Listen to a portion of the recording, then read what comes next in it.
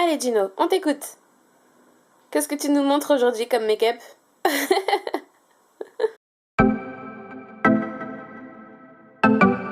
Salut tout le monde, on se retrouve aujourd'hui avec une nouvelle vidéo. Cette vidéo, j'ai décidé de l'appeler les 7 erreurs make-up à éviter. C'est une vidéo un petit peu rigolote à prendre avec humour, mais mine de rien, je pense qu'on va quand même apprendre des choses ensemble. Donc je vous laisse tout de suite regarder la vidéo et on se retrouve juste après. Alors, on commence tout de suite. Donc comme vous pouvez le voir, j'ai déjà maquillé une première partie de mon visage de manière correcte, voilà, en respectant toutes les règles de base. Et donc j'ai laissé cette partie-là de mon visage libre pour pouvoir vous montrer en fait les erreurs à ne surtout pas reproduire en make-up. Et vous allez voir, ça va pas être très compliqué de voir la différence et ce qui va pas. Alors, on commence tout de suite avec quelque chose qu'on voit le plus souvent, à mon grand désespoir de maquilleuse, c'est les personnes qui mettent un fond de teint beaucoup trop foncé que la couleur naturelle de leur peau. Et ça, c'est le truc qui rate pas, ça se voit à tous les coups, c'est vraiment pas joli. Donc je vais vous montrer ce que ça donne. J'ai choisi aujourd'hui un fond de teint donc qui est beaucoup plus foncé que ma couleur naturelle. Et je vais venir l'appliquer sur mon visage. Vous allez voir tout de suite que ça va pas du tout.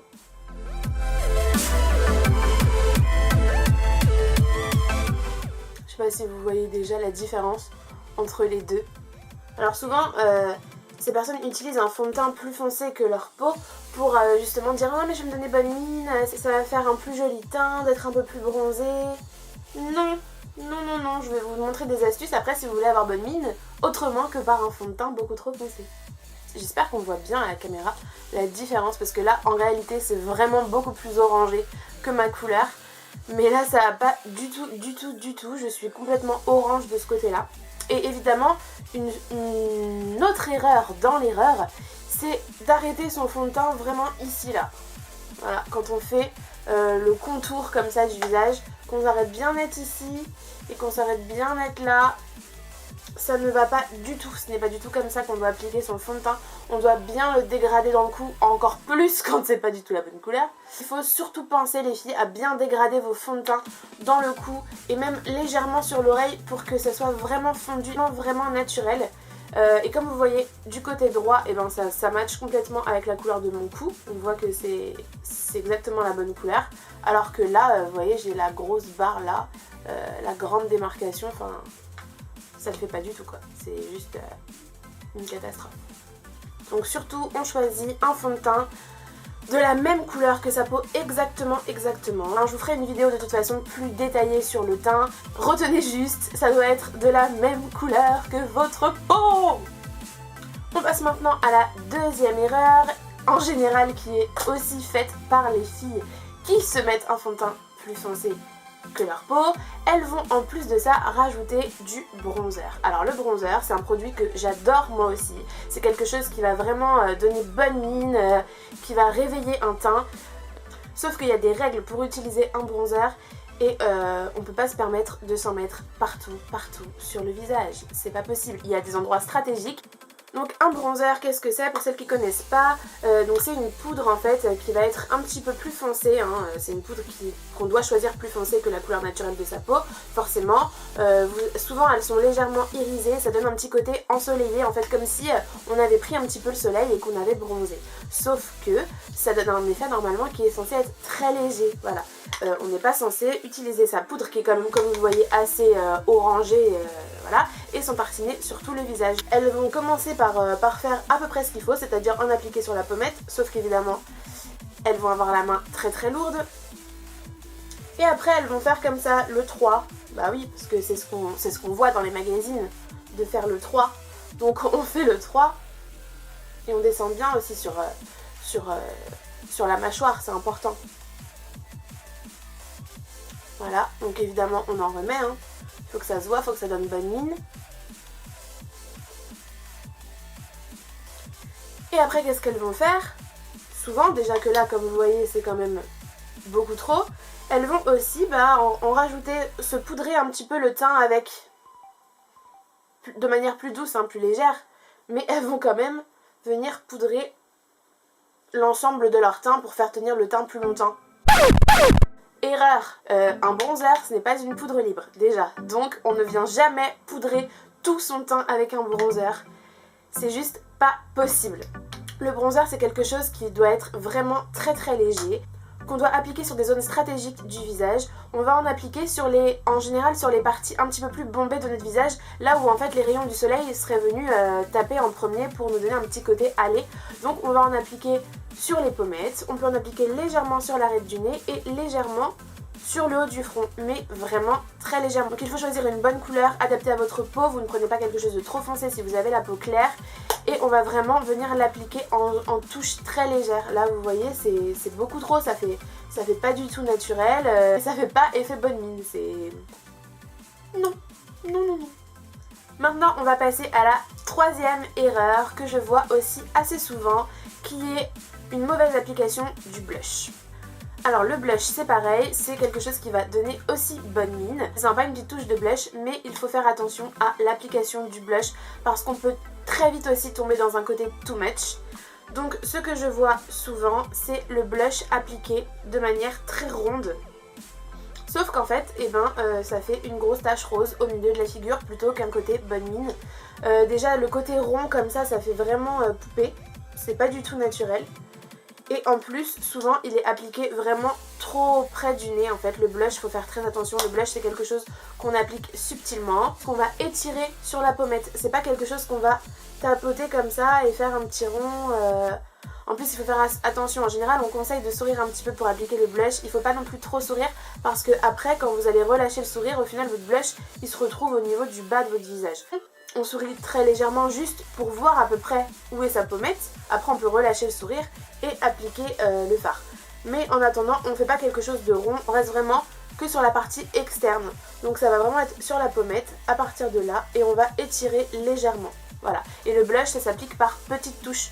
On en met un petit peu, on voit que c'est pas assez intense, on remet un petit peu. On vient pas prendre tout de suite et bim. Non, c'est pas possible. Là on dirait que je me suis pris une claque en fait. Ensuite on va continuer avec le travail des yeux. Alors là ce qu'on voit parfois c'est des fards qui ne vont pas du tout être estompés et ça c'est vraiment quelque chose qui n'est pas du tout joli. Je vous montre. Et parfois on voit ça. On applique le fard.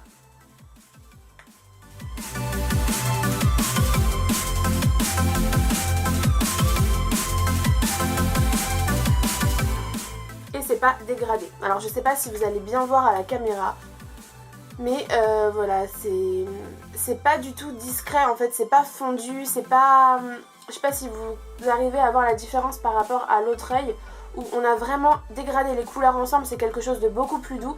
Là on est sur quelque chose de... Waouh, c'est trop fort, c'est trop marqué, c'est pas du tout joli, c'est... Non, ça va pas du tout. On pense toujours à dégrader ses fards.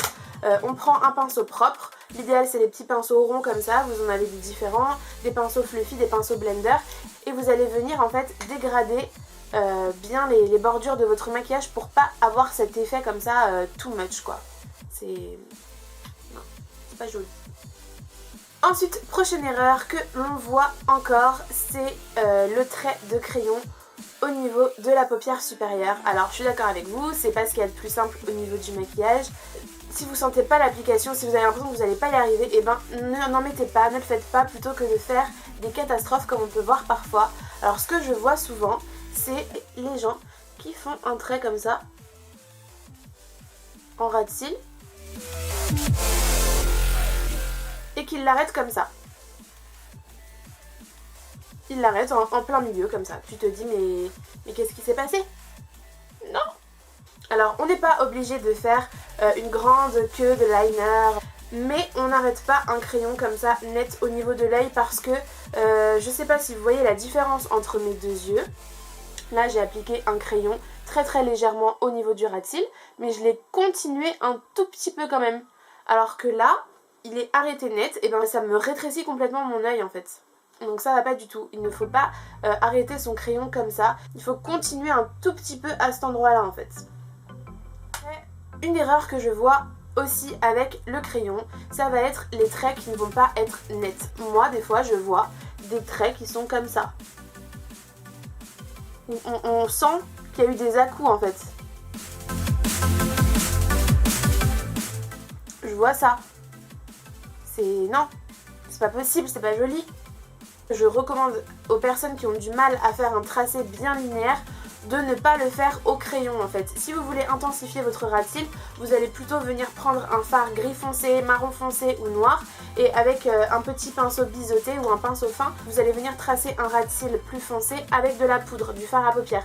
Comme ça vous allez être sur quelque chose de beaucoup plus doux et si jamais c'est pas bien droit, et ben ce sera pas grave, ça va pas se voir énormément, ce sera pas une catastrophe, alors que là bah ça se voit tout de suite quoi, c'est pas possible.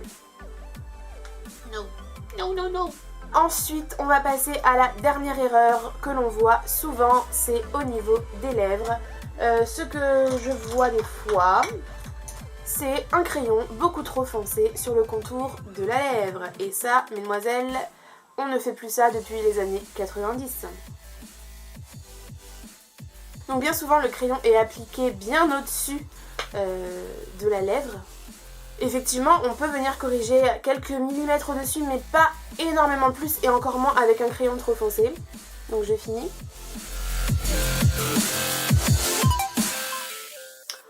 Voilà le résultat.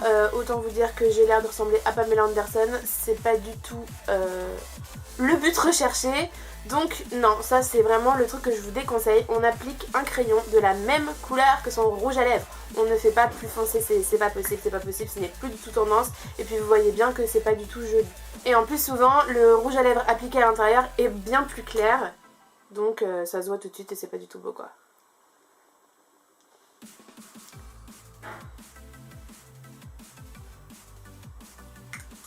Voilà, ça fait pas du tout naturel. J'ai fait une vidéo sur l'application du rouge à lèvres, donc je vous laisse aller la voir si ça vous intéresse. Voilà les filles, les 7 erreurs make-up à éviter fortement. Voilà pour vous montrer un petit peu, voilà, donc là je vous montre le côté joli, le côté correct, voilà, un maquillage assez classique. Et le côté qui est beaucoup trop fort, beaucoup trop foncé, pas du tout naturel, voilà, on vous remarque à 10 km à la ronde, même dans la nuit je pense qu'on vous voit, voilà. Donc j'espère que cette vidéo vous aura donné des petites astuces, des conseils, que vous aurez bien compris la différence, les erreurs à ne surtout pas reproduire. Là on ne sait pas toujours tout de suite d'un coup. En attendant, j'espère que ça va vous aider et qu'il y a des erreurs que vous ne reproduirez plus. Je vous fais de très gros bisous, on se retrouve très vite dans une nouvelle vidéo. Mouah, prenez soin de vous.